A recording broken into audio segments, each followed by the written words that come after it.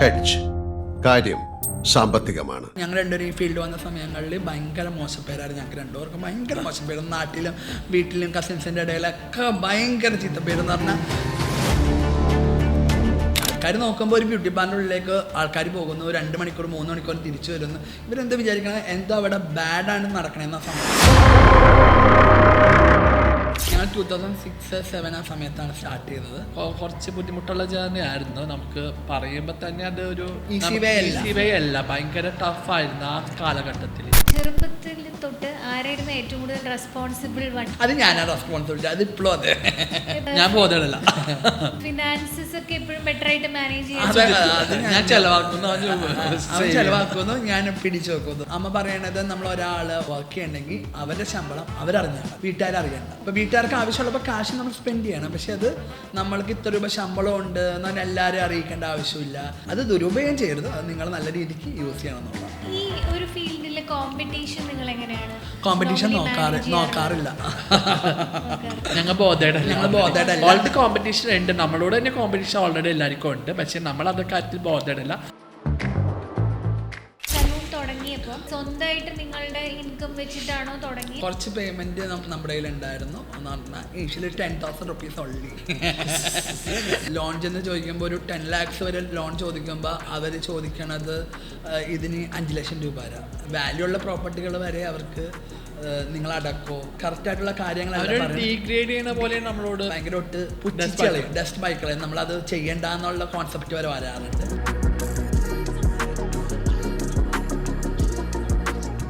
ഇന്ന് നമ്മുടെ കൂടെയുള്ളത് കേരളത്തിലെ തന്നെ number 1 hair and makeup celebrity സ്റ്റൈലിസ്റ്റായ സജിതൻ സുജിത്താണ്. സോ വെൽക്കം ടു കാര്യം സാമ്പത്തികമാണ് വിത്ത് അനുശ്രീദാസ്. അപ്പോൾ നിങ്ങൾ എപ്പോഴും കിട്ടാനായിട്ട് നമ്മൾ ശ്രമിച്ചുകൊണ്ടിരുന്നു. അവസാനം ഇന്നാണ് ആക്ച്വലി സാധിച്ചത്. അപ്പോൾ വളരെ സന്തോഷം ഇതിന് വിളിച്ചപ്പോൾ വന്നതിന്. നിങ്ങൾ ആക്ച്വലി കൊച്ചി ബേസ്ഡ് ആണോ സ്ഥലമൊക്കെ? അതെ, കൊച്ചി ബേസ്ഡ് ആണ്. കൊച്ചിയാണ്. എവിടെയായിരുന്നു? എളമക്കരയാണ്. ഞങ്ങൾ പഠിച്ചോ വളർന്നോ? അല്ല, എളമക്കര തന്നെയാണ്. എല്ലാം എളമക്കര. ചെറുപ്പം മുതൽക്ക് തന്നെ ഇപ്പം ഈ ഒരു ഫാഷൻ അല്ലെങ്കിൽ ബ്യൂട്ടി അതിനോടൊക്കെ ഒരു ഇൻട്രസ്റ്റ് ഉണ്ടായിരുന്നു ചെറുപ്പത്തിൽ? അങ്ങനെ കുറച്ച് ഇൻട്രസ്റ്റ് ഉണ്ടായിരുന്നു. പിന്നെ അങ്ങനെ വലിയ ഇൻട്രസ്റ്റ് ഒന്നും ഉണ്ടായിരുന്നില്ല. ഏറ്റവും ഈസി വേ ജോലി എന്നുള്ള രീതിയിലാണ്, കോൺസെപ്റ്റ് എന്നുള്ള രീതിയിലാണ് പഠിച്ചത്. പിന്നെ നമുക്ക് ഇത് ചെയ്യും തോറുമാണ് ഇതിനുള്ള ഇഷ്ടം തോന്നുന്നത്. അപ്പോൾ ആക്ച്വലി എപ്പോഴായിരിക്കും ഇത് സ്റ്റാർട്ട് ചെയ്തത്, ഈ ഒരു കരിയർ സ്റ്റാർട്ട് ചെയ്തത്? ഞങ്ങൾ 2006-07 സമയത്താണ് സ്റ്റാർട്ട് ചെയ്തത്. നമുക്ക് കൺസ്ട്രക്ഷൻ ബിസിനസ്സാണ് ഓൾറെഡി. അപ്പോൾ പിന്നെ നമ്മൾ അതിലേക്ക് പോകുമ്പോൾ നമുക്ക് ഡസ്റ്റ് അലർജി ഉണ്ട് ഓൾറെഡി. ഞങ്ങൾക്ക് 2 വീസിങ് ഉള്ളതുകൊണ്ട് പിന്നെ അത് പൊടിയായതുകൊണ്ട് നമ്മളതിലേക്ക് നോക്കിയില്ല. അപ്പോൾ അമ്മയെന്ന് പറഞ്ഞത്, എൻ്റെ അമ്മ പറഞ്ഞു എന്തായാലും ഒരു കൈത്തോല് പഠിക്കണം നല്ലതാണ്. അപ്പോൾ പിന്നെ ഓപ്ഷൻ ഒന്നല്ലെങ്കിൽ ഹെയർ സ്റ്റൈലിസ്റ്റ് ആവാം, അല്ലെങ്കിൽ ബ്യൂട്ടീഷ്യൻ ആവാം, അല്ലെങ്കിൽ ഫാഷൻ ഡിസൈനിങ് ആവാമെന്നുള്ളത്. ഫാഷൻ ഡിസൈനിങ് ഒന്നും കൂടി കുറച്ചും കൂടി പഠിക്കാനുണ്ട്, ടൈം എടുക്കും. അപ്പോൾ അതുകൊണ്ട് പിന്നെ ഞാൻ ഈസി വേ എന്നുള്ള രീതിയിൽ ഇത് ചൂസ് ചെയ്തതാണ്. ഫസ്റ്റ് സൈത്താണ് സ്റ്റാർട്ട് ചെയ്തത്. ഞാൻ ഹോട്ടൽ മാനേജ്മെൻറ്റാണ് പഠിച്ചത്. പിന്നെ ഹോട്ടൽ മാനേജ്മെൻറ്റ് പഠിച്ചു കഴിഞ്ഞപ്പോൾ ഞങ്ങൾ രണ്ടുപേരും ഒരുമിച്ച് സെപ്പറേറ്റ് ആയപ്പോഴേന്ന് അവൻ ബ്യൂട്ടീഷ്യനിലേക്ക് പോയി, ഞാൻ ഓൾറെഡി ഹോട്ടൽ ഫീൽഡിലേക്ക് പോയി. അപ്പം എൻ്റെ ഉള്ളതില്ല നോക്കുമ്പോൾ ലാഭം സലൂൺ ബിസിനസ് തന്നെയാണ്. അപ്പം ഞാനും എൻ്റെ കൂടെ പഠിച്ചിട്ട് ജോയിൻ ചെയ്തു. നമ്മൾ അതിൻ്റെ ഡിപ്ലോമ എടുത്തായിരുന്നു. 1 year കോഴ്സ് എടുത്തിട്ടാണ് നമ്മൾ പഠിച്ചിട്ട് ട്രെയിനിങ്ങിന് ഓരോ സലൂണിൽ കയറി. പിന്നെ നമ്മുടെ വർക്കിംഗ് എക്സ്പീരിയൻസ് അനുസരിച്ച് പയ്യെ പക്ഷേ ഇപ്പം തന്നെ ഇപ്പോൾ 22-23 വർഷത്തോളമായി നമ്മൾ ഈ ഫീൽഡിലുള്ളത്. നമ്മൾ 13 വർഷത്തോളമായിട്ട് നമ്മൾ സലൂൺ നടത്തുന്നുണ്ട്. അപ്പം അതിന് മുമ്പ് നമ്മൾ ഓരോ പാളറിൽ വർക്ക് ചെയ്യണേന്. പിന്നെ ഓരോ സ്ഥലത്ത് വർക്ക് ചെയ്യുന്നത്. അപ്പോൾ രണ്ടുപേരും ഓൾറെഡി 2 സലൂണിലായിരുന്നു. പിന്നെ ഫാദർ മരിച്ചു കഴിഞ്ഞപ്പോഴാണ് ഞങ്ങൾ രണ്ടുപേരും ഒരു സലൂണിലേക്ക് തന്നെ ജോയിൻ ചെയ്യണത്. അതുവരെ 2 സലൂണുകളിലായിരുന്നു വർക്ക് ചെയ്ത് വെച്ചത്. അപ്പം അമ്മ പറഞ്ഞു ഒരു സലൂണിൽ നിൽക്കണേക്ക് 2 പേരും നല്ലത്. ഇപ്പം അല്ലെങ്കിൽ 2 സൈഡ് ഓരോ സ്ഥലത്തായിക്കോളെ. അപ്പം ഒരുമിച്ചാകുമ്പോൾ അമ്മക്ക് ടെൻഷനില്ല. അങ്ങനെ നമ്മൾ 2 ഒരുമിച്ച് എല്ലാ സലൂണിലും ഒരുമിച്ച് വർക്ക് ചെയ്യാൻ തുടങ്ങി. പിന്നീട് നമ്മൾ സ്വന്തമായി തുടങ്ങി. നിങ്ങൾ ഇനീഷ്യലി പരീക്ഷിക്കുന്ന സമയത്തൊക്കെ ആരെങ്കിലും സിസ്റ്ററിനെയോ അമ്മയോ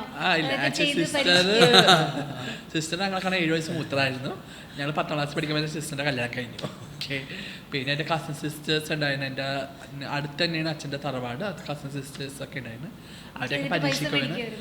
പൈസയൊന്നും മേടിക്കാൻ പറ്റില്ല, വാങ്ങൂല. യൂഷ്വലി ചേച്ചി ഞങ്ങളെ കാണാൻ മൂത്തതായതുകൊണ്ട് ചേച്ചിയുടെ കയ്യിൽ ഓൾറെഡി മേക്കപ്പ് പ്രോഡക്റ്റുകളൊക്കെ ഉണ്ടായിരുന്നു. അപ്പോൾ അതൊക്കെ വെച്ച് ഞാൻ കസിൻ സിസ്റ്ററിനൊക്കെ ചെയ്യുമായിരുന്നു.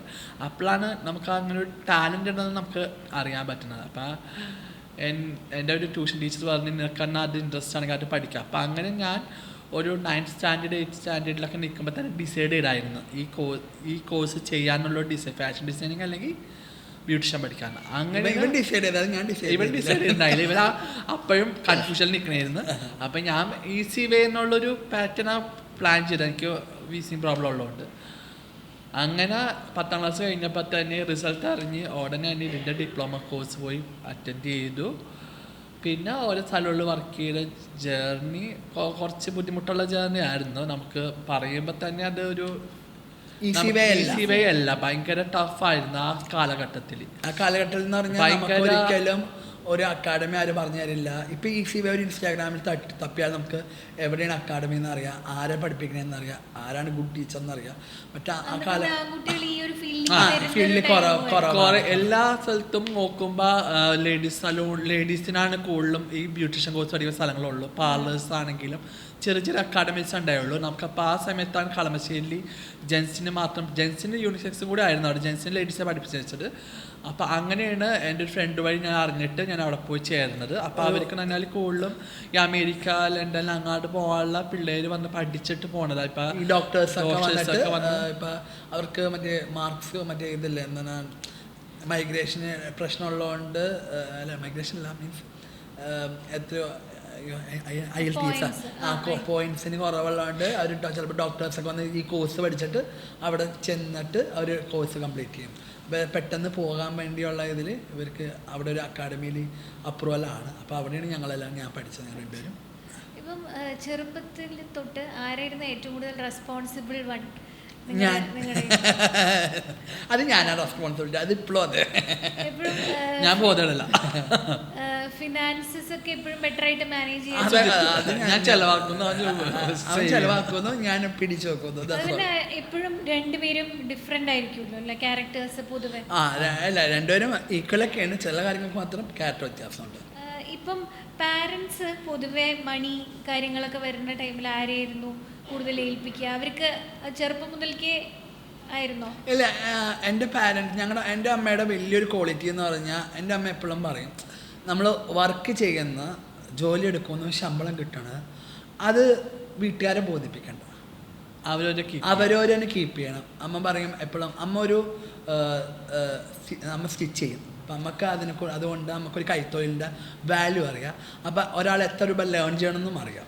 അപ്പം അമ്മ പറയണത് നമ്മൾ ഒരാൾ വർക്ക് ചെയ്യണമെങ്കിൽ അവരുടെ ശമ്പളം അവരറിഞ്ഞാൽ മതി, വീട്ടുകാരറിയണ്ട. അപ്പോൾ വീട്ടുകാർക്ക് ആവശ്യമുള്ളപ്പോൾ കാശ് നമ്മൾ സ്പെൻഡ് ചെയ്യണം. പക്ഷെ അത് നമ്മൾക്ക് ഇത്ര രൂപ ശമ്പളം ഉണ്ട് എന്ന് പറഞ്ഞാൽ എല്ലാവരും അറിയിക്കേണ്ട ആവശ്യമില്ല. പൈസ കൊടുക്കണില്ല. എന്താണ് ആവശ്യം നമ്മൾ നിർത്താം. നിൻ്റെ കയ്യിലുള്ള കാശ് എപ്പോഴും നിൻ്റെ കയ്യിൽ തന്നെ കീപ്പ് ചെയ്യണം. അത് ദുരുപയോഗം ചെയ്യരുത്, അത് നിങ്ങൾ നല്ല രീതിക്ക് യൂസ് ചെയ്യണം എന്നുള്ളതാണ്. അപ്പോൾ ചെറുപ്പത്തിൽ എന്തെങ്കിലും ഇങ്ങനെ പൈസയൊക്കെ കൂട്ടി വെച്ചിട്ട് ഒരു സാധനം മേടിച്ചത് അങ്ങനെ? അതൊക്കെ ഉണ്ട്. പണ്ട് ഞങ്ങൾ രണ്ടിനോട് ചിട്ടിയെ കൂടിയിട്ട് വാച്ചൊക്കെ മേടിച്ചിട്ടുണ്ട്. പിന്നെ അമ്മയിലേക്ക് കൊടുക്കും. ഓൾമോസ്റ്റ് ഏത് ഏജിലായിരുന്നു നമ്മൾ ഏൺ ചെയ്യാൻ തുടങ്ങിയത്? ചെറുപ്പത്തിലേ ഏൺ ചെയ്യാൻ തുടങ്ങിയത്. ആദ്യം എൻ്റെ അമ്മ സ്റ്റിച്ചിങ് ചെയ്യുമ്പോൾ അമ്മ നമുക്ക് സ്റ്റിച്ച് ചെയ്യുമ്പോൾ അമ്മക്ക് ഹെമ്മിങ് ചെയ്ത് കൊടുക്കും. അപ്പോൾ ഒരു ബ്ലൗസ് ഹെം ചെയ്ത് കൊടുത്താൽ കഴിഞ്ഞാൽ 2 രൂപ കിട്ടും. അപ്പോൾ അതൊരു ഏണിംഗ് ആണ്. അപ്പോൾ അത് അമ്മ തരും ഞങ്ങൾക്ക്. അപ്പോൾ അതൊരു ചിട്ടി കൂടും. അപ്പോൾ അതൊരു ചെറിയൊരു ഏണിംഗ് പ്രോസസ്സിങ് നമുക്ക് ഓട്ടോമാറ്റിക് ചെറുപ്പത്തിൽ കിട്ടിയിട്ടുണ്ടായിരുന്നു. പിന്നെ അച്ഛൻ 16 വയസ്സായപ്പോൾ അച്ഛന് ക്യാൻസറായി, ഞങ്ങളുടെ അച്ഛന്. അപ്പോൾ ഓട്ടോമാറ്റിക്കലി അതുകൊണ്ടാണ് അമ്മ ഞങ്ങളോട് പറഞ്ഞത് അച്ഛനിന് അധികം നാളത്തെ ഉണ്ടാവില്ല, അപ്പോൾ നമുക്ക് എന്തെങ്കിലും ഒരു കൈത്തൊഴിൽ പഠിക്കണമെന്ന് ആഗ്രഹം ഉണ്ടെങ്കിലും നമുക്കിനി പണി മുമ്പിലോട്ട് പോകാൻ കുറച്ച് ബുദ്ധിമുട്ടായിരിക്കും. അപ്പോൾ എൻ്റെ അച്ഛൻ്റെ ബിസിനസ് ഒരു പാർട്ണർഷിപ്പ് ബിസിനസ്സായിരുന്നു. അപ്പോൾ അതിൽ ചെറിയ ഫ്ലോപ്പ് വന്നു. അപ്പോൾ മണി ബ്ലോക്കായി. അപ്പം ഇനി മുന്നോട്ടുള്ള പഠിത്തമൊക്കെ നമുക്ക് ബ്രേക്കായി. അപ്പോൾ അതുകൊണ്ട് അമ്മ ഞങ്ങളോട് പറഞ്ഞു എന്തെങ്കിലും കൈത്തൊഴിൽ പഠിക്കുന്നത്. അപ്പോൾ അതിന് ഞങ്ങൾ കഴുത്തിൽ കിടന്ന് വെച്ചാൽ എൻ്റെയും സൈത്തിൻ്റെയൊക്കെ മാലൊക്കെ വിറ്റിട്ടാണ് കോഴ്സ് പഠിക്കണം. അതുകൊണ്ട് നമുക്കതിനുള്ള വാല്യൂ ഉണ്ട് എന്ന് പറഞ്ഞാൽ ഇപ്പോൾ വെറുതെ ഒരു പോക്കറ്റ് മണി കൊണ്ടുപോയി സ്പെൻഡ് ചെയ്തിട്ട് പഠിക്കണ പോലെ അല്ല. നമുക്കൊരു ഇമ്പോർട്ടൻറ്റ് കാര്യത്തിൽ നമ്മളൊരു സാധനം വിറ്റിട്ട് പഠിക്കുമ്പോൾ അത് പെർഫെക്റ്റായിട്ട് പഠിക്കണമെന്നുണ്ട്, ജോലിയെടുത്ത് തിരിച്ച് മേടിക്കണമെന്ന് ആഗ്രഹമുള്ളതുകൊണ്ട് നമ്മളത് 100% നമുക്കൊരു വിശ്വാസം തന്നു. അമ്മ അതിനൊരു നമുക്കൊരു ഹെൽപ്പ് ചെയ്തപ്പോൾ നമ്മൾ അമ്മേനെ കാണിച്ചു കൊടുക്കേണ്ട ഉത്തരവാദിത്വം നമ്മുടെയാണ്. അപ്പം നമ്മളത് ചെയ്തു തോന്നുന്നുണ്ട്. ഞങ്ങളുടെ ലൈഫിൽ ഏറ്റവും ഇമ്പോർട്ടൻ്റ് അമ്മയാണ്. അമ്മ പറയണതെല്ലാം ഇപ്പം മിസ്സിങ് ഉണ്ട്, പക്ഷേ ജീവിക്കാൻ പറ്റില്ല. അപ്പോൾ അതെല്ലാം എൻ്റെ അമ്മേനെ കാണിച്ചത്. അതെ, എൻ്റെ അമ്മേനെ ഫിനാൻസിൽ മാനേജ് ചെയ്യണത്. ഇല്ലെങ്കിൽ ഇല്ല, ഉണ്ടെങ്കിൽ ഉണ്ട്, ഒരാളോടും പറയരുത്. ഇല്ലെങ്കിൽ ഇല്ല, എല്ലാ സന്തോഷം. അപ്പോൾ ഇനീഷ്യലി നിങ്ങളിപ്പം സലൂൺ തുടങ്ങിയപ്പോൾ നിങ്ങൾ സ്വന്തമായിട്ട് നിങ്ങളുടെ ഇൻകം വെച്ചിട്ടാണോ തുടങ്ങിയത്, അതോ നിങ്ങൾ എടുത്തിരുന്നോ ലോണോ അങ്ങനെ വല്ലതും? നമ്മൾക്ക് കുറച്ച് പേയ്മെൻറ്റ് നമ്മുടെ കയ്യിലുണ്ടായിരുന്നു. എന്ന് പറഞ്ഞാൽ ഇനീഷ്യലി 10,000 rupees ഉള്ളി. ഇത് വലിയൊരു പേയ്മെൻറ്റ്. നിങ്ങളുടെ ആ ഒരു സേവിങ് വെച്ചിട്ട് ജസ്റ്റ് 10,000 rupees സേവിങ് ഒന്നും പറയാൻ പറ്റില്ല. റാൻഡം നമ്മൾ എല്ലാ ദിവസവും പോകുന്ന പോലെ ലൈഫ് പോകുന്നു. ഒരു 10,000 rupees എൻ്റെ കയ്യിലുണ്ടായിരുന്നു. അതൊരു അഡ്വാൻസ് കൊടുക്കാൻ വേണ്ടി മാത്രം ഉണ്ടായിരുന്നുള്ളൂ. പിന്നെ ഗോൾഡാണ് പണയം വെച്ചിട്ട്, അമ്മയുടെ ഗോൾഡ് പണയം വെച്ചിട്ടാണ് നമ്മൾ അഡ്വാൻസ് ചെയ്തത് സൊസൈറ്റിയിൽ. എൻ്റെ ഒരു ഫസ്റ്റ് കസിനാണ് എനിക്ക് ചേച്ചിയുടെ പേരിൽ ലോൺ എടുത്തിട്ട് തന്നിട്ട് ഞാൻ അവരുടെ ലോൺ അടച്ചുകൊണ്ടിരുന്നത്. പിന്നെ അതിന് ശേഷം എൻ്റെ ഫാദർ ആ സമയത്ത് സലൂൺ തുടങ്ങിയ സമയത്ത് ഫാദർ മരിച്ചായിരുന്നു. അപ്പോൾ പ്രോപ്പർട്ടി ഒന്നും നമുക്ക് ഞങ്ങളുടെ പേരിലോട്ട് ആയിട്ടുണ്ടായിരുന്നില്ല, അമ്മയുടെ പേരിലോട്ട് മാറ്റിയിട്ടുണ്ടായിരുന്നില്ല. അപ്പോൾ ലോൺ വെക്കാൻ പ്രോബ്ലം ഉണ്ടായിരുന്നു. അപ്പോൾ ഒരു 6 months കൊണ്ട് പ്രോപ്പർട്ടിയൊക്കെ നമ്മുടെ പേരിലോട്ട് ആക്കിയിട്ട് നമ്മുടെ പേരിൽ ലോൺ. റെഗുലർ ഇൻകം അല്ല എന്നുള്ളതുകൊണ്ട് ലോൺ കിട്ടില്ല അങ്ങനത്തെ അതൊക്കെ ഇപ്പം ഇത് നമ്മളുടെ പ്രോപ്പർട്ടികൾക്കൊക്കെ നമുക്ക് വാല്യൂ ഉള്ള പ്രോപ്പർട്ടികളൊക്കെ ഉള്ളപ്പോഴും അച്ഛൻ്റെ പ്രോപ്പർട്ടി ഉള്ളപ്പോഴും നമുക്ക് ലോൺ ചെന്ന് ചോദിക്കുമ്പോൾ ഒരു 10 lakhs വരെ ലോൺ ചോദിക്കുമ്പോൾ അവർ ചോദിക്കണത് ഇതിന് 5 ലക്ഷം രൂപ വരെ. നമ്മുടെ പ്രോപ്പർട്ടിക്ക് വാല്യൂ ഉള്ള പ്രോപ്പർട്ടികൾ വരെ അവർക്ക് നിങ്ങൾ അടക്കോ. അപ്പോൾ അവരൊരു കറക്റ്റായിട്ടുള്ള കാര്യങ്ങൾ നമ്മളോട് ഫസ്റ്റ് നമ്മളൊരു ബിസിനസ് സ്റ്റാർട്ട് ചെയ്യുമ്പോൾ നമ്മൾ ഒരാളുടെ അടുത്ത് അപ്രോച്ച് ചെയ്യുമ്പോൾ ലോൺ സെക്ഷനിലാണെങ്കിൽ ഇപ്പം ആണെങ്കിൽ നമ്മളോട് ലോൺ എന്ന് വേണമെന്ന് ചിങ്ങ വിളിക്കും. നമ്മളൊരു സ്റ്റാർട്ടിങ്ങിൽ ഒരാൾ ചെന്ന് ലോൺ ചോദിക്കുമ്പോൾ അവർ നമ്മളെ ഭയങ്കരമായിട്ട് പുച്ഛിച്ചളയും, ഡസ്റ്റ് ബൈക്കളയും, നമ്മളത് ചെയ്യണ്ട എന്നുള്ള കോൺസെപ്റ്റ് വരെ വരാറുണ്ട്. പിന്നെ സ്വന്തമായി സലൂൺ തുടങ്ങി. പിന്നെ അതിനുശേഷം നമ്മൾ ഫിനാൻഷ്യൽ സ്ട്രഗിൾസ് ഉണ്ടായിരുന്നു. പിന്നെ ഫിനാൻഷ്യലി സ്ട്രഗിൾ ഉണ്ടായിരുന്നു ഓൾറെഡി. നമ്മളത് ആരോടും ഇപ്പം നമ്മൾ ഒരാളുടെ നിന്ന് മേടിച്ചിട്ടല്ല ചെയ്യണം. നമ്മൾ സ്വന്തം കയ്യിലുള്ള ലോണുകൾ നമ്മൾ തന്നെ ലോൺ വെച്ച് നമ്മുടെ പേരിൽ തന്നെ ലോൺ വെച്ചിട്ടും നമ്മുടെ പ്രോപ്പർട്ടി വെച്ചിട്ടൊക്കെ എടുത്തുകൊണ്ട് ആരോടും നമുക്ക് ബോധിപ്പിക്കണ്ട. അതുകൊണ്ട് വലിയ സ്ട്രഗിൾ എന്ന് പറയാൻ പറ്റില്ല. ഇപ്പോൾ വേറൊരാളോട് കടം മേടിച്ചിട്ട് ചെയ്യണമെങ്കിൽ സ്ട്രഗിളാണ്. പിന്നെ പലിശക്ക് കൊടുത്തിട്ടുണ്ട് നമ്മൾ ഓൾറെഡി. പലിശയൊക്കെ എടുത്തിട്ടാണ് നമ്മൾ സ്റ്റാർട്ടിങ് ചെയ്തത്. ഇപ്പം നമുക്ക് പ്രൈസിങ് ഒക്കെ നോർമലി എങ്ങനെയായിരുന്നു നിങ്ങൾ ഡിസൈഡ് ചെയ്ത്? ആദ്യം വളരെ ചെറുതായിട്ട് തുടങ്ങിയിട്ട് അങ്ങനെ ഗ്രാജുവലി കൂട്ടുകയാണോ? കാരണം ഒരു വിശ്വാസം ആൾക്കാർക്ക്, അല്ലെങ്കിൽ അതൊരു ആൾക്കാരുടെ ഇത് പിടിച്ചെടുക്കാൻ കുറച്ച് ടൈം അല്ല. ഇപ്പം നമ്മൾ ബേസിക്കലി ഒരു സെറ്റർ ആ ടൈമിലുള്ള പ്രൈസ് ലിസ്റ്റാണ് നമുക്കുള്ളത്. പിന്നെ ഇയർലി എല്ലാവർക്കും അഫോർഡ് ചെയ്യാനുള്ള റേറ്റ് തന്നെയായിരുന്നു അന്നത്തെ മാർക്കറ്റിലെ എമൗണ്ട് തന്നെയായിരുന്നു നമ്മളും ചാർജ് ചെയ്തുകൊണ്ടിരുന്നത് വെച്ചത്. അതിൽ വല്ല 50 രൂപ 100 രൂപ കുറവുണ്ടാവുള്ളൂ. അത് തന്നെയാണ് റേറ്റ് സ്റ്റാർട്ട്. പിന്നെ അതിനുശേഷം നമ്മൾ ഇപ്പോൾ GST വന്ന് എല്ലാം വരുമ്പോൾ അതനുസരിച്ച് കൂടി. പിന്നെ നമ്മളുടെ ഫെസിലിറ്റി കൂടി, നമ്മളെ ടെക്നിക്കൽ കൂടി. അപ്പോൾ അതിനനുസരിച്ചുള്ള ഇമ്പ്രൂവ്മെൻറ്റ് വരുന്നതനുസരിച്ച് റൈറ്റ് ഇയർ മാറും തോറും നമ്മൾ അതിനനുസരിച്ച് ഇമ്പ്രൂവ്മെൻറ്റ്. ഒരിക്കലും ഇയർ മാറുമെന്നും പറഞ്ഞ് നമ്മൾ പ്രൈസ് ലിസ്റ്റ് താഴ്ത്തു പോകാൻ പറ്റില്ലല്ലോ, നമുക്ക് എക്സ്പെൻസ് കൂടണമല്ലേ. ഇപ്പോൾ ഈ സീസണൽ ഇതൊക്കെ നിങ്ങൾക്ക് ബുദ്ധിമുട്ട് വരാറുണ്ടോ? അങ്ങനെ സീസണൽ ആയിട്ടുള്ള സീസണൊക്കെ ഇപ്പം ബുദ്ധിമുട്ടാണ്. പണ്ടെന്ന് പറഞ്ഞാൽ സീസണബിളൊന്നും ഉണ്ടായിരുന്നില്ല. ഇപ്പോൾ ഇച്ചിരി ലോക്ക്ഡൗൺ കഴിഞ്ഞ ശേഷം സീസണബിൾ ബുദ്ധിമുട്ടാണ്. ചില മാസങ്ങളിൽ കയ്യിൽ നിന്ന് കാശ് കൊടുക്കണം. അതിപ്പോൾ എല്ലാ ബിസിനസ്സിലും എല്ലാവർക്കും അറിയാം, പക്ഷെ ആരും പറയില്ലെന്നുള്ളൂ. അപ്പോൾ നിങ്ങൾ എപ്പോഴാണ് ഈ ബ്രേക്ക് ഈവൻ പോയിന്റിലെത്തിയത്? ഇപ്പോൾ എത്ര നാളെടുത്തു? ഓക്കെ, ആദ്യം തുടങ്ങിയപ്പോൾ എന്തായാലും കുറച്ച് സ്ട്രഗിൾസ് ഉണ്ടായിട്ടുണ്ടാവും. അത് കഴിഞ്ഞ് ഓക്കെ ഒരു ബ്രേക്ക് ഈവൻ ആയി, ഞങ്ങൾക്ക് ഒരു ആ ഒരു രീതിയിൽ പോകാൻ പറ്റും? അങ്ങനെ ബ്രേക്ക് ഈവൻ ആയെന്ന് പറയാൻ പറ്റില്ല. എന്ന് പറഞ്ഞാൽ നമ്മൾ ഇപ്പോഴും കസ്റ്റമേഴ്സിന് വേണ്ടി സ്പെൻഡ് ചെയ്തുകൊണ്ടിരിക്കുന്നുണ്ട്. എന്ന് പറഞ്ഞാൽ ഒരിക്കലും നമുക്ക് ബ്രേക്ക് ഈവൻ ആവില്ല ഒരു ബിസിനസ്. ബ്രേക്ക് ഈവൻ ആവണം എന്ന് പറഞ്ഞാൽ കട പൂട്ടി വീട്ടിലിരിക്കണം, എന്നാൽ അത് ബ്രേക്ക് ഈവൻ ആവുള്ളൂ. എന്ന് പറഞ്ഞാൽ നമ്മളിപ്പോഴും സ്പെൻഡ് ചെയ്ത് ഇവർക്ക് വേണ്ടി സ്പെൻഡ് ചെയ്യുന്നത്, കസ്റ്റമേഴ്സിന് വേണ്ടി നമ്മുടെ ഫെസിലിറ്റി കൂട്ടിക്കൊണ്ടിരിക്കുകയാണ്. അപ്പം നമ്മൾ അതിന് വേണ്ടി പുതിയ ലോണുകൾ എടുക്കുന്നുണ്ട്. അപ്പം നമ്മളത് അവർക്ക് വേണ്ടി പുതിയ കട ഡെവലപ്പ് ചെയ്യുന്നുണ്ട്. പക്ഷെ അത് വരുമാനം കൂടിയിട്ടല്ല, നമുക്ക് പുതിയ ഒരു മാർക്കറ്റിൽ നമ്മൾക്ക് പിടിച്ച് നിൽക്കണമെങ്കിൽ നമ്മൾ കാലം പോകുന്നതനുസരിച്ച് നമ്മൾ സഞ്ചരിക്കണം. അതുകൊണ്ട് നമ്മളിപ്പോൾ എത്ര പറഞ്ഞാലും 10 കൊല്ലം മുമ്പ് കടയും വെച്ചുകൊണ്ടിരുന്ന് ഞാൻ ഇന്നിരുന്ന എനിക്ക് ബിസിനസ് വരില്ല. അപ്പം നമ്മൾ വർഷങ്ങൾ മാറും തോറും നമുക്ക് കസ്റ്റമേഴ്സിന് കൊടുക്കാനുള്ള ഫെസിലിറ്റി കൊടുത്താൽ മാത്രമേ കസ്റ്റമർ വരുള്ളൂ. അപ്പം നമ്മൾ ഇപ്പോൾ ഒരു കൊല്ലത്തിൽ കിട്ടുന്ന ലാഭം ആ ഇന്ത്യയിൽ ചെയ്യുമ്പോൾ പോകും. ഇപ്പോൾ ഇനീഷ്യലി നിങ്ങൾ ഈ ഒരു ഫീൽഡിലേക്ക് പുതുതായി വന്നു, നിങ്ങൾ പുതിയ മീൻസ് മെൻ അധികം വരാത്തൊരു ഏരിയ ആയിരുന്നു. അപ്പോൾ അത് കഴിഞ്ഞ് വന്നിട്ട് നിങ്ങൾ അതിൽ ഒരു പിടിച്ച് നിന്ന് നിങ്ങൾ ഇമ്പ്രൂവ് ചെയ്ത് വന്നപ്പോൾ ആ ഒരു ചേഞ്ച് എന്ന് പറഞ്ഞാൽ വളരെ നിസ്സാരമാണ് പറയാനാണെങ്കിൽ, ഭയങ്കര സിമ്പിളായിട്ട് പറയാം. ഞങ്ങൾ രണ്ടുപേരും ഈ ഫീൽഡ് വന്ന സമയങ്ങളിൽ ഭയങ്കര മോശപ്പേരായിരുന്നു. ഞങ്ങൾക്ക് രണ്ടുപേർക്കും ഭയങ്കര മോശപ്പേര്, നാട്ടിലും വീട്ടിലും കസിൻസിൻ്റെ ഇടയിലൊക്കെ ഭയങ്കര ചീത്തപ്പേരെന്ന് പറഞ്ഞാൽ നിങ്ങൾക്ക് വേറെ പണിയൊന്നും കണ്ടില്ലേ, ഇതാണ്. എൻ്റെ അമ്മേനോട് തന്നെ ചോദിച്ചിട്ടുണ്ട് ഈ പരിപാടി എന്താണ്, ബ്യൂട്ടീഷ്യൻ എന്ന് പറഞ്ഞാൽ വേറെ എന്തോ ചിന്താഗതിയാണ്. ആൾക്കാർ നോക്കുമ്പോൾ ഒരു ബ്യൂട്ടി പാർലറിലേക്ക് ആൾക്കാർ പോകുന്നു, 2 മണിക്കൂർ 3 മണിക്കൂർ തിരിച്ചു വരുന്നു. ഇവരെന്താ വിചാരിക്കണത്, എന്താ അവിടെ ബാഡാണ് നടക്കണമെന്നാണ് സംഭവിക്കണം അവിടെ ഇത്ര വലിയ ആ കാലഘട്ടത്തിൽ. പക്ഷേ ഞങ്ങൾ പല ഫങ്ഷനുകളും കസിൻസിൻ്റെ ആണെങ്കിലും ഫാമിലിയുടെ ആണെങ്കിലും ഫ്രണ്ട്സിൻ്റെ ആണെങ്കിലും ഞങ്ങൾ രണ്ടുപേരും അറ്റൻഡ് ചെയ്യാറില്ല. കാരണം ചെന്ന് കഴിഞ്ഞാൽ വെറുതെ നാണം കെടാന്നുള്ളതുകൊണ്ട്. ഇപ്പം പക്ഷെ തിരിച്ചാണ്, ചെന്ന് കഴിഞ്ഞാൽ അവർക്ക് വാല്യൂ ആണ്. അപ്പം നമ്മളെ ഏതുനേരം വിളിച്ചോണ്ട് വാ എന്ന് വിളിച്ചുകൊണ്ടിരിക്കും. അപ്പോൾ അത് ശരിക്കും ഡിഫറെൻ്റ് ആണ്. നമുക്ക് അത് ആൾക്കാർക്ക് ഇപ്പം അത് മനസ്സിലായി, എന്താണ് ഈ ഫീൽഡ്, എന്താണ് ഇതിൻ്റെ വാല്യൂ, എന്താണ് ഇതിലുള്ള ബ്യൂട്ടി പാർലറിൽ നടക്കണത്. മറ്റേന്ന് പറഞ്ഞാൽ ആർക്കും ഇതൊന്നൊരു അവയർനെസ് ഉണ്ടായിരുന്നു. ഇപ്പം എല്ലാവർക്കും അവയർനെസ് ആയി.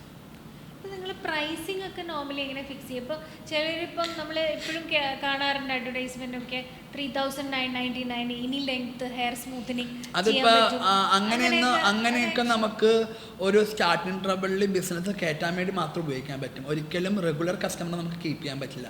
ഇപ്പോൾ മാമിനാണെങ്കിൽ ഓൾറെഡി വരുമ്പോൾ 3,900 റുപ്പീസിന് ഒരു സ്ട്രൈറ്റിങ് ചെയ്യണമെന്ന് പറഞ്ഞു കഴിഞ്ഞാൽ മാഡം ഒരിക്കലും ആ സലൂണിൽ സ്ഥിരം കസ്റ്റമർ ആയിരിക്കില്ല. വൺ ടൈം കസ്റ്റമറിനെ ഉദ്ദേശിച്ച് മാത്രം ചെയ്യുന്ന ഒരു ഇതാണെന്ന് പറഞ്ഞാൽ അവർക്ക് ആ ഒരു ബിസിനസ് ഒരു വോളിയം കിട്ടണം. അതിന് എന്ത് പ്രൊഡക്റ്റ് ഉപയോഗിക്കണം എന്ന് നമുക്ക് പറയാൻ പറ്റില്ല. ഒരിക്കലും 4,000 രൂപക്ക് കരാറ്റിനൊന്നും ചെയ്യാൻ പറ്റില്ല. അപ്പം മനസ്സിലാക്കുക, പ്രൊഡക്റ്റിന് തന്നെ നല്ലൊരു എമൗണ്ട് ഉണ്ട്. പ്രൊഡക്റ്റിന് ലക്ഷങ്ങൾ വരും പ്രൊഡക്റ്റ് മേടിക്കാൻ. ആ ഒരു പ്രൊഡക്റ്റ് നമുക്ക് സ്വന്തം കയ്യിലെ കാശ് കൊടുത്തിട്ട് മേടിച്ചിട്ട് ഈ രൂപക്ക് ചെയ്യാൻ ഒരിക്കലും ബില്ലിംഗ് അല്ല. അപ്പോൾ അതൊരു മാർക്കറ്റിംഗ് സ്ട്രാറ്റജിയാണത്. പിന്നെ പ്രൊഡക്റ്റ് അതായിരിക്കില്ല ഉപയോഗിക്കണം, വേറെ വല്ലതും ആയിരിക്കും. അതിലിപ്പോൾ ക്വാളിറ്റി ഉപയോഗിക്കണം. പിന്നെ അതേപോലെ തന്നെ മാഡം തിരിച്ചിനി എൻ്റെ അടുത്ത് 2ാമതും 3ാമതും വന്നെങ്കിൽ നല്ല പ്രോഡക്റ്റ് ഉപയോഗിച്ചാലേ ചെയ്യാൻ പറ്റുള്ളൂ. ഫസ്റ്റിലെ വന്ന് 4,000 രൂപ മാഡം ചെയ്തു എന്ന് വിചാരിച്ചാൽ ചെയ്ത്, പക്ഷേ അതിൻ്റെ റിസൾട്ട് ചിലപ്പോൾ ഫ്ലോപ്പ് ആയിരിക്കാം. പക്ഷേ 2ാമത് അത് മാഡം ശരിയാക്കാമെന്ന് എനിക്ക് ശരിയാക്കാൻ പറ്റില്ല. പ്രോഡക്റ്റ് നല്ലതല്ല. ഞാനും ആക്ച്വലി 1-2 പ്രാവശ്യം അവിടെ ഒന്ന് ചെയ്തിട്ട് എനിക്ക് കുറേ നാൾ ലാസ്റ്റ്. അതെ പ്രോഡക്റ്റിന് നമ്മുടെ പ്രൈസ് ലിസ്റ്റ് ട്രീറ്റ്മെന്റ്സിന് പ്രൈസ് കൂടുതലാണ്. ഓൾറെഡി ഒരു ചിലവിടത്തു നിന്നുള്ള റൈറ്റ് ലിസ്റ്റ് നോക്കുമ്പോൾ 2,000-3,000 രൂപ വ്യത്യാസം ഉണ്ടാകും. എല്ലാ സലൂണുകളിൽ നിന്നും 2,000-3,000 രൂപ വ്യത്യാസം ഉണ്ടാകും. പക്ഷേ പ്രൊഡക്റ്റ് നമ്മൾ ഏത് ബ്രാൻഡാണ് പറയുന്നത് ആ ബ്രാൻഡ് തന്നെ ഉപയോഗിക്കുള്ളൂ, വേറൊരു ബ്രാൻഡ് ഉപയോഗിക്കില്ല. എന്നാണ് എനിക്ക് 20 വർഷത്തെ കസ്റ്റമർ ഇപ്പോഴും ഉണ്ട് എനിക്ക്. അപ്പം അത് കീപ്പ് ചെയ്യണമെങ്കിൽ നമ്മൾ പിന്നെ ഞാൻ തന്നെ നമ്മൾ ഏജ് ആകും തോറും നമ്മൾ മറന്നു. നമ്മൾ എന്തെങ്കിലും ഒരു കള്ളത്തരം പറഞ്ഞു കഴിഞ്ഞാൽ അടുത്ത വർഷം വരുമ്പോൾ ആ കള്ളത്തരം തന്നെ ഓർത്തോ കാണാൻ പറ്റൂല. അപ്പോൾ സത്യസന്ധമായി ചെയ്ത് വിജയിക്കുക. അല്ലെങ്കിൽ ഈ ഒരു ഫീൽഡിലെ കോമ്പറ്റീഷൻ നിങ്ങൾ എങ്ങനെയാണ്? കോമ്പറ്റീഷൻ നോക്കാറില്ല. ഞങ്ങൾ ബോധേഡല്ല. ഓൾറെഡി കോമ്പറ്റീഷൻ ഉണ്ട്, നമ്മളോട് തന്നെ കോമ്പറ്റീഷൻ ഓൾറെഡി എല്ലാവർക്കും ഉണ്ട്. പക്ഷെ നമ്മൾ അതൊക്കെ കാര്യത്തിൽ ബോധേഡല്ല. നമ്മൾ രാവിലെ വരുന്നു, നമ്മുടെ ജോലി ചെയ്യുന്നു, നമ്മൾ പോകുന്നു. പക്ഷേ ബാക്കിയുള്ള സലൂൺസുകാർ നോക്കുന്നുണ്ട്. പക്ഷേ നമ്മൾ നമ്മുടേതായ വർക്കിംഗ് സ്റ്റില്ലോടെ ഇന്ന് എത്ര കസ്റ്റമറിനും ആ കസ്റ്റമർ ചെയ്ത് വിടുന്നതാണ് നമ്മുടെ ജോലി. പിന്നെ ഒരു സലൂണിൽ ഇപ്പോൾ ഒരു കസ്റ്റമർ ഏത് സലൂണിൽ എന്ത് ട്രീറ്റ്മെൻറ്റ് ഇപ്പം നമ്മൾ പലപ്പോഴും കണ്ടിട്ടുണ്ടാകും. ഒരു സലൂണിൽ നിന്ന് വന്നെന്ന് പറഞ്ഞു കഴിഞ്ഞാൽ അവരോട് ഏത് സലൂണിലാണ് ചെയ്തത്, എന്ത് സർവീസ് ചെയ്തത്, അത് ചെയ്തത് ശരിയായിട്ടില്ല, അത് ചെയ്ത തെറ്റാണ്, അത് ഏത് സ്റ്റൈലിസ്റ്റാണ് ചെയ്തത്, അങ്ങനെയല്ല. അത് നമുക്ക് മാർക്കാൻ ഞാൻ അങ്ങനത്തെ ഒരു കാര്യം ചോദിക്കില്ല. അവർക്ക് ഇപ്പം എന്താണ് വേണ്ടത് അത് ചെയ്തു കൊടുക്കുന്നു. നിങ്ങൾക്ക് ഇപ്പം നോർമലി ഒരു ഫിക്സഡ് ഒരു ഇൻകം കിട്ടുന്ന ഒരു സോഴ്സ് ആയിരുന്നില്ലല്ലോ ആദ്യമൊന്നും.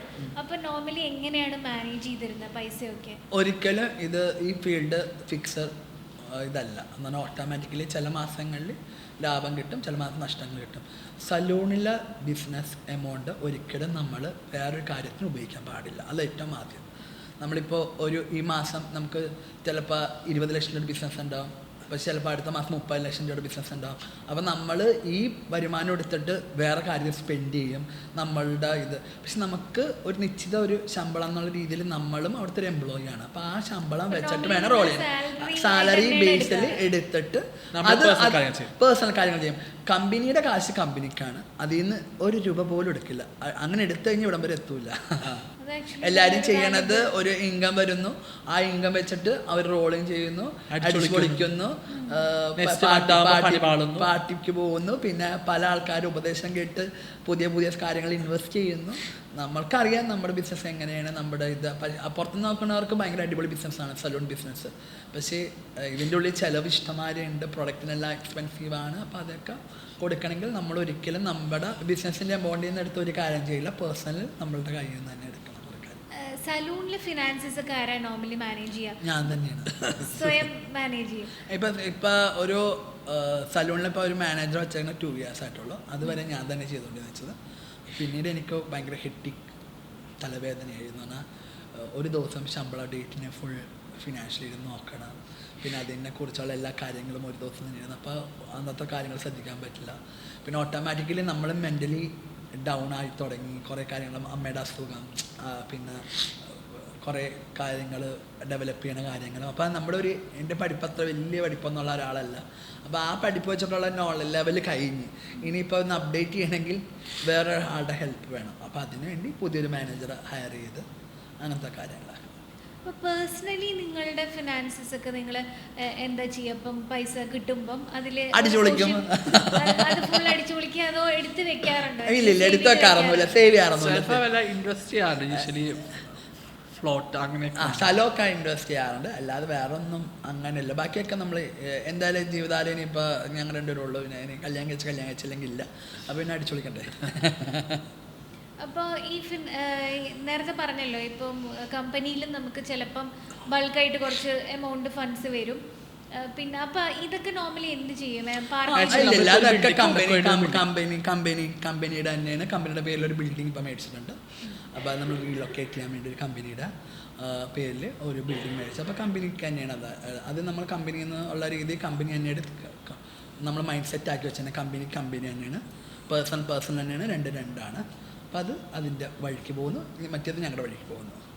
അപ്പൊ സാധാരണ നിങ്ങൾ ട്രിപ്പും അങ്ങനെയൊക്കെ കുറെ അതൊക്കെ പേഴ്സണലായിട്ടുള്ള എമൗണ്ടുകൾ, നമ്മുടെ ശമ്പളം അങ്ങനെ. പിന്നെ ഞങ്ങൾക്ക് രണ്ടൊക്കെ വലിയ എക്സ്പെൻസ് ഇല്ല എന്ന് പറഞ്ഞാൽ ഞങ്ങൾ അങ്ങനെ വലിയ ചെയിൻ സ്മോക്കറല്ല, കള്ളുടിയന്മാരല്ല, അങ്ങനെ ഒന്നുമല്ല. പിന്നെ ഞങ്ങൾക്ക് ചിലവ് തന്നെ എന്ന് പറഞ്ഞാൽ മേക്കപ്പ് സാധനം മേടിക്കലൊക്കെയാണ് ചിലവ് തന്നെ, അത്രയൊക്കെ ഉള്ളൂ. ഇപ്പം ഹാർഡസ്റ്റ് ആയിട്ടുള്ളൊരു ഫിനാൻഷ്യൽ ടൈം ഉണ്ടായിട്ടുണ്ടാവുമല്ലോ ലൈഫിൽ. അപ്പം അത് എങ്ങനെ എപ്പോഴായിരുന്നു, അതെങ്ങനെയാണ് ഓവർകം ചെയ്യുന്നത്? ലോക്ക്ഡൗണിലൊക്കെയാണ് ശരിക്കും നമുക്ക് ഫിനാൻഷ്യലി പ്രോബ്ലം വന്നത്. എന്നാൽ ഫണ്ട് ഫ്ലോ നിന്ന്.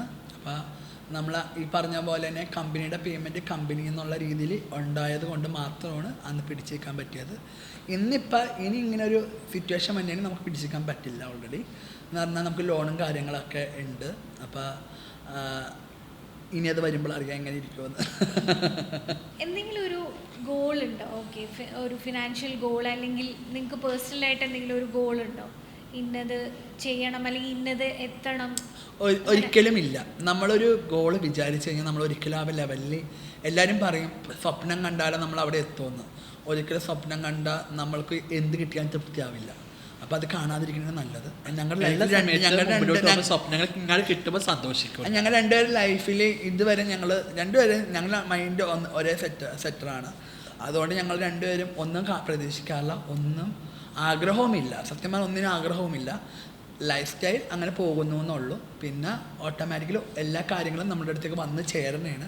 അല്ലാതെ ഞാൻ പോയിട്ട് മേടിക്കണമല്ല. എല്ലാം നമ്മൾ ഓരോ സമയങ്ങളിൽ നമുക്കത് വേണമെന്ന് തോന്നുമ്പോൾ മേടിക്കണം. അല്ലാതെ എല്ലാവരും പറയും എനിക്ക് BMW കാറ് വേണം, സ്വപ്നമാണെന്നൊക്കെ. പക്ഷെ എനിക്ക് BMW 2 ഉണ്ട്. പക്ഷെ അത് ഒരു പ്രാവശ്യം ഇങ്ങനെ മേടിക്കാമെന്ന് പറഞ്ഞു. നെക്സ്റ്റ് വീക്കിൽ ഇത് മേടിച്ചു. ഒരു BMW ഇതേപോലെ തന്നെ ഈ ലാസ്റ്റ് ഒരു ഡിസംബറിൽ ഇങ്ങനെ പോയി കണ്ട് ഇഷ്ടപ്പെട്ട് അങ്ങനെ ഒരു BMW എടുത്ത്, അല്ലാതെ ഡ്രീമായിട്ടൊന്നും നേടിയിട്ടില്ല. ആ ഒരു ഫ്ലോയിൽ നടക്കുന്നു എന്നുള്ളൂ. ദൈവത്തിന് അനുഗ്രഹിക്കും. ദൈവത്തിന് അനുഗ്രഹിക്കും. ദാസം, നിങ്ങളുടെ കരിയറിൽ എന്താണ് ഒരു ഫിനാൻഷ്യൽ മിസ്റ്റേക്ക് ഉണ്ടാക്കിയെന്ന് തോന്നിയിട്ടുള്ളത്? മിസ്റ്റേക്ക് എന്ന് പറഞ്ഞു കഴിഞ്ഞാൽ നമ്മൾ ഇപ്പോൾ ഒരു ബിൽഡിംഗ് മേടിച്ചിട്ടുണ്ട്, അതൊരു വലിയൊരു മിസ്റ്റേക്കായിട്ട് എനിക്ക് തോന്നാറുണ്ട്. എന്ന് പറഞ്ഞാൽ നമ്മളിപ്പോൾ ഒരു ബിസിനസ് ഫ്ലോയിൽ പോകുന്നു, അത് നല്ല ഫ്ലോയിൽ പോകുന്നു, പക്ഷെ നമുക്ക് വലിയ ഹെൽത്ത് ടെൻഷനൊന്നുമില്ല. അപ്പം നമ്മളോട് ഓൾറെഡി പറയും നല്ലൊരു ബിസിനസ്സാണ്, നിങ്ങൾ ഇങ്ങനെ ചെയ്യണം അങ്ങനെ ചെയ്യണം എന്നൊക്കെ പറയുമ്പോൾ നമ്മൾ ഓക്കെ അങ്ങനെ ചെയ്യാമെന്ന് പറയുമ്പോൾ, പക്ഷെ നമ്മളത് കുറച്ചുകൂടി വലുതാക്കാൻ വേണ്ടി പരിശ്രമിച്ചു. പക്ഷെ അതൊരു വലിയൊരു പ്രശ്നമായിട്ടിരിക്കണം എനിക്ക്. എന്ന് പറഞ്ഞാൽ നമ്മുടെ ഫിനാൻഷ്യൽ എല്ലാം ടൈറ്റായി ഓൾറെഡി. പോയിക്കൊണ്ടിരുന്ന കാര്യങ്ങൾ പെട്ടെന്നൊരു ടൈറ്റ് വരുമ്പോൾ നമ്മളും ഓട്ടോമാറ്റിക്കലി ഒരു മുറുകും. അപ്പോൾ ഒരിക്കലും നമുക്ക് ബാലൻസ് ചെയ്യാൻ പറ്റുന്ന കാര്യത്തിൽ പോകുമോ? ഓക്കെ, അല്ലാതെ നമ്മളൊരു വലിയൊരു സാധനം എടുത്ത് തലയിൽ വെച്ച് കഴിഞ്ഞാൽ അത് വലിയൊരു ഹിറ്റിക്കാണ്. ഫ്യൂച്ചറിൽ ഇനി എന്താ എക്സ്പാൻഷൻ പ്ലാൻസ് ഉണ്ടോ? ഇവിടെ മാത്രം തന്നെയാണ് കോൺസെൻട്രേറ്റ് ചെയ്യാൻ സംസാരിച്ചോണ്ടിരിക്കുന്നുണ്ട്. അപ്പൊ ഇപ്പൊ കൊച്ചിയിൽ ഒരു ഔട്ട്ലെറ്റ് മാത്രമേ ഉണ്ടാവുള്ളൂ.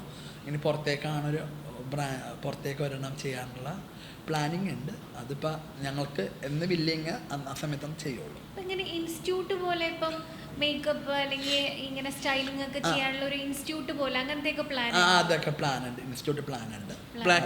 ശരിക്കും പറഞ്ഞാൽ കഴിഞ്ഞ വർഷം ചെയ്യേണ്ടിയിരുന്നു. യൂഷ്വലി അമ്മയുടെ ഇത് കാരണം നമ്മളത് സ്റ്റോപ്പ് ചെയ്തതാണ്. അപ്പം നമുക്ക് അതിനൊരു ഫ്ലോർക്ക് നോക്കിയാണ്. അപ്പം ഈ കാരണം കൊണ്ട് നമ്മളതൊന്ന് ബ്രേക്ക് ചെയ്ത് കഴിഞ്ഞാൽ നമുക്ക് ഇപ്പം അതൊരു നമ്മുടെ മൈൻഡ് സെറ്റല്ല ഓൾറെഡി. അപ്പം അതുകൊണ്ട് കുറച്ചും കൂടി കഴിഞ്ഞിട്ട് തുടങ്ങാനുള്ള പ്ലാനിലാണ്. ഏറ്റവും എക്സ്പെൻസീവ് ആയിട്ടുള്ള സ്റ്റൈലിംഗ് ചെയ്തത് ആർക്കാണ്? അല്ലെങ്കിൽ അത് അങ്ങനെ ഒരു ഇതുണ്ടോ? അങ്ങനെയൊന്നുമില്ല, നമ്മളെല്ലാം മിനിമം ഒരേ സെയിം റേറ്റ് ചാർജാണ്. അതിപ്പോൾ എത്ര ഹെവി ചെയ്താലും ഇത് ചെയ്താലും മിനിമം തന്നെ. ഹെയറും മേക്കപ്പ് അതിൽ ഏതാണ് കൂടുതൽ പ്രിഫർ ചെയ്യണേ? ഞങ്ങൾക്ക് രണ്ടുപേർക്കും മേക്കപ്പാണ് ഇഷ്ടം, പക്ഷേ കാണികൾക്ക് ഹെയറാണ് ഇഷ്ടം. മേക്കപ്പ് ആക്ച്വലി ഇപ്പൊ റീസെന്റ് നിങ്ങൾ ചെയ്യാൻ തുടങ്ങി? മേക്കപ്പൊക്കെ നമ്മള് 20 വർഷമായി ചെയ്യണത്, പക്ഷേ ഇൻസ്റ്റാഗ്രാം വന്ന ശേഷമാണ് റീച്ച് ആയത്. ഏറ്റവും കൂടുതൽ നിങ്ങൾ പേഴ്സണലി സ്പെൻഡ് ചെയ്യണത് എന്തിനു വേണ്ടിയിട്ട്? മേക്കപ്പ് പ്രോഡക്റ്റ് എനിക്ക് ചെയ്യാൻ വേണ്ടിയല്ല, പക്ഷേ ഞങ്ങൾ സ്പെൻഡ് ചെയ്യണ ആരാണ് വെച്ചത്? പേഴ്സണലി സ്പെൻഡ് ചെയ്യണത് ബ്രാൻഡഡ് സാധനങ്ങൾ മേടിക്കാൻ, വാച്ച്, ബാഗ്, ചെരുപ്പ്, ഇതൊക്കെ തന്നെ. രണ്ടുപേരും ബ്രാൻഡ് കോൺഷ്യസ്? കുറച്ച്. ഫസ്റ്റ് സെലിബ്രിറ്റി ക്ലൈന്റ് ആരാ? First Mithra Kurian, Ann Augustine, Radhika. ഏത് മേക്ക് ഓവർ ആണ് ലൈക്ക് ഭയങ്കര ഗൂസ് ബംസ് തന്നൊരു? രണ്ട് മേക്ക് ഓവർ എനിക്ക് ഗൂസ് ബംസ് തന്നിട്ടുള്ളതാണ്. ഒന്ന് ഒരു 15 വർഷം മുമ്പ് ചെയ്ത ഒരു രമ്യ നബീഷിന് മേക്ക് ഓവർ ഷോർട്ട് ഹെയർ കട്ടാണ് സെലിബ്രിറ്റികളുടെ ഇടയിൽ എനിക്ക് റീച്ച് ഉണ്ടാക്കി തന്നത്. പിന്നെ വനിതയുടെ കവറായിരുന്നു അത് വന്നത്. പിന്നീട് എനിക്ക് റീച്ച് ഉണ്ടാക്കുന്നത് മഞ്ജുവാരുടെ ഷോർട്ട് ഹെയർ കട്ട് ഫ്രിഞ്ചൊക്കെയാണ്. അതാണ് പബ്ലിക്കിൻ്റെ ഇടയിൽ റീച്ച് ആയത്. ഈ നോർമലി ഈ ഫ്രിഞ്ചൊക്കെ എല്ലാവർക്കും ചെയ്തില്ലല്ലോ, അപ്പൊ ഓരോരുത്തരെ അനുസരിച്ചല്ലേ നിങ്ങൾ? അതെ, അത് നമ്മൾ ഇങ്ങനെ കണ്ടിട്ട് കുറെ പേര് നമ്മളിപ്പോൾ ഫ്രിഞ്ച് ചെയ്യണമെന്ന് വിചാരിച്ച് ചെയ്യണതല്ല. ആ സമയത്ത് നമ്മുടെ സിറ്റുവേഷൻ അനുസരിച്ചും ആ മുടിയുടെ ടെക്സ്ചർ അനുസരിച്ചൊക്കെയാണ് നമുക്കത് ട്രൈ ചെയ്ത് നോക്കാമെന്ന് പറഞ്ഞിട്ടല്ലാതെ വന്ന ലുക്കുകളാണ്. അല്ലാതെ ഫ്രിഞ്ച് ചെയ്യണം എന്ന് പറഞ്ഞ് വന്നിട്ട് ഫ്രിഞ്ച് ചെയ്തതല്ല. ഓട്ടോമാറ്റിക്കലി നമുക്കിത് ട്രൈ ചെയ്ത് നോക്കാമെന്ന് പറഞ്ഞിട്ടുള്ള ഇതിലാണ് വന്നത്. അത് ഒരാൾ പെട്ടെന്ന് വന്നിട്ട് എനിക്കിത് ചെയ്തെന്ന് പറഞ്ഞാൽ ചേരില്ല. ഓട്ടോമാറ്റിക്കലി നിങ്ങൾ പാരലി ഓരോരോ സ്റ്റൈലുകൾ ചെയ്തിട്ട് വരുമ്പോൾ അതിനൊരു ഭംഗി വരുള്ളൂ. ഇപ്പോൾ ഹെയർ സ്ട്രെയിറ്റനിങ്, സ്മൂത്തനിങ്, അതേപോലെ ബോട്ടോക്സ്, അങ്ങനെ കുറേ ട്രീറ്റ്മെൻറ്റ്സ് ഉണ്ടല്ലോ. അപ്പം അതിൽ ഏറ്റവും ലെസ് കെമിക്കൽ ഫ്രീ ആയിട്ടുള്ളത് നിങ്ങളുടെ ഡ്രീം ക്ലൈന്റ് ഉണ്ടോ ആരെങ്കിലും? ഡ്രീം ക്ലൈന്റ് സ്റ്റോറിൽ വന്ന ഫസ്റ്റ് ക്ലൈന്റിന് ഓർമ്മയുണ്ടോ? അത് നോർമൽ ക്ലൈന്റ് ആയിരുന്നോ അതോ സെലിബ്രിറ്റി? എൻ്റെ സ്ഥിരം ഒരു ക്ലൈന്റ് ആണ്, ഗീത എന്ന പേര്. പാലാട്ടത്താണ് ചേച്ചിയുടെ വീട്. നമ്മുടെ ഇപ്പൊ തുടങ്ങിയിട്ടും ഇപ്പൊ ബ്രൈഡൽ ആയാലും 2 സലൂണും തുടങ്ങിയപ്പോ ആ ലേഡി തന്നെയാണ് ഫസ്റ്റ് ഞാൻ വിളിച്ചിട്ട് ബില്ലിങ് വന്നത്. അത് എൻ്റെ ഒരു പേഴ്സണൽ ഒരു ചേച്ചിയുടെ സ്ഥാനത്താണ്.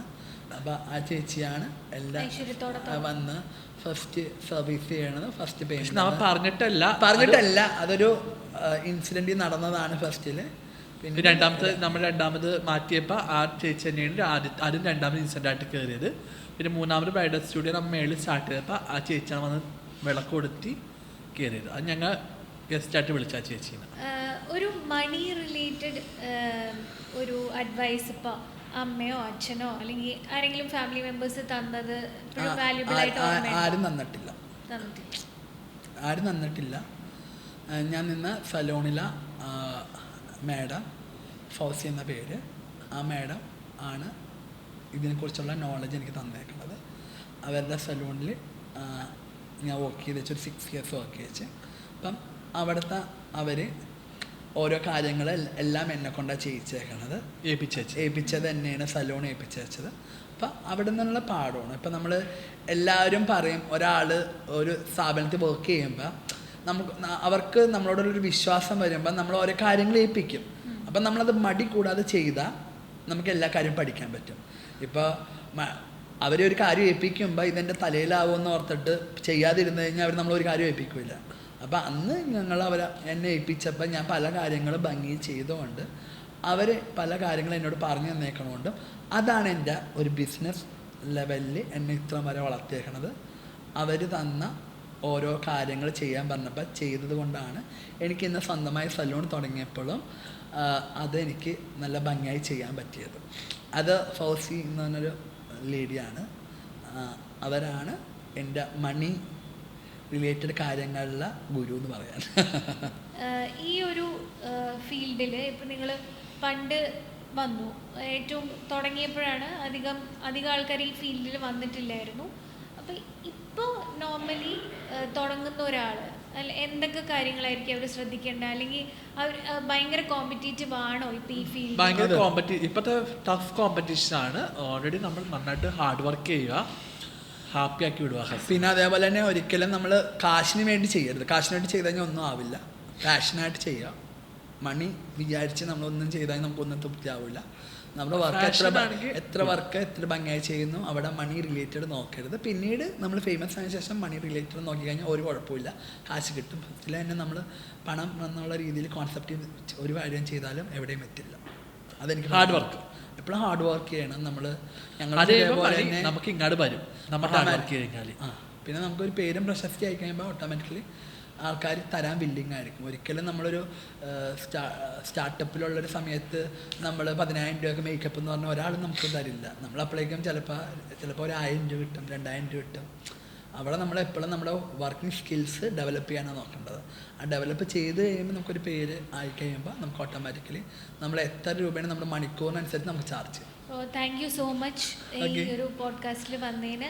ബിക്കോസ് എപ്പോഴും ഞാൻ അവിടെ ചെയ്തിട്ടുണ്ട് ഇതിനു മുമ്പ് 1-2 വട്ടം. അപ്പോൾ എപ്പോഴും എനിക്ക് നല്ല ക്വാളിറ്റി ആയിട്ടാണ് എപ്പോഴും ഫീൽ ചെയ്തിട്ടുള്ളത്. പിന്നെ ഒത്തിരി നാൾ ലാസ്റ്റ് ചെയ്യുമായിരുന്നു. അപ്പോൾ വളരെ സന്തോഷം. Thank you.